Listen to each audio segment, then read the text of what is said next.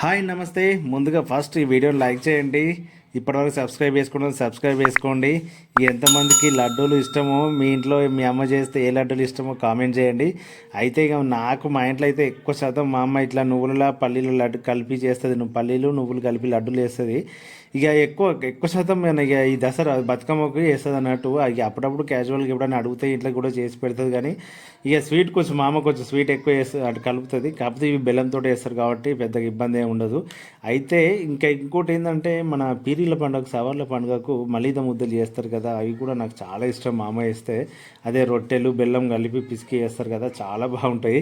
ఇక నేను హైదరాబాద్ అంటే ఇక ఊరికి వెళ్ళి మళ్ళీ హైదరాబాద్కి వచ్చినప్పుడు అయితే ఇక కవర్లు సంచులు నింపుతుంది. ఇక అప్పలు ఈ లడ్డూలు అన్నీ కూడా తిననే వద్దే వద్దే అంటే కూడా పెడుతుంది. బాగుంటాయి, హెల్తీ కదా. ఎందుకంటే ఈ నువ్వులు పల్లీలు అనేది హెల్తీ కదా అట్లా. కాకపోతే నేను ఎక్కువగా తినను స్వీట్, కానీ స్వీట్ ఐటమ్స్ చాలా తక్కువ అన్నట్టు.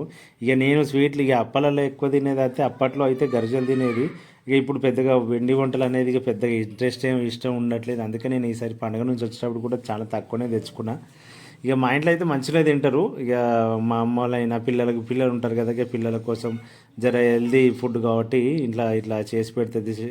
ఇక మా అమ్మ బాగా నేర్చుకుంది అన్నట్టు. ఇక ఈ లడ్డులు వీళ్ళకి ఎవరికైనా పాకం పట్టడం తెలియకపోతే మా అమ్మనే తీసుకుపోయి చేయించుకుంటారు. లడ్డూలు తొందరగానే వేసేస్తుంది, పెద్ద టైం ఏం పట్టదు వీటికి.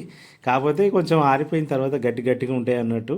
ఈ వీడియో నచ్చితే మాత్రం లైక్ చేయడం మర్చిపోవద్దు. మీ సపోర్ట్ ఎప్పుడు ఇట్లా ఉండాలి. మళ్ళీ ఒకసారి అడుగుతున్నా, ఇప్పటివరకు సబ్స్క్రైబ్ చేసుకున్న వాళ్ళు ఉంటే ప్లీజ్ సబ్స్క్రైబ్ చేసుకోండి. Thank you for watching. Bye.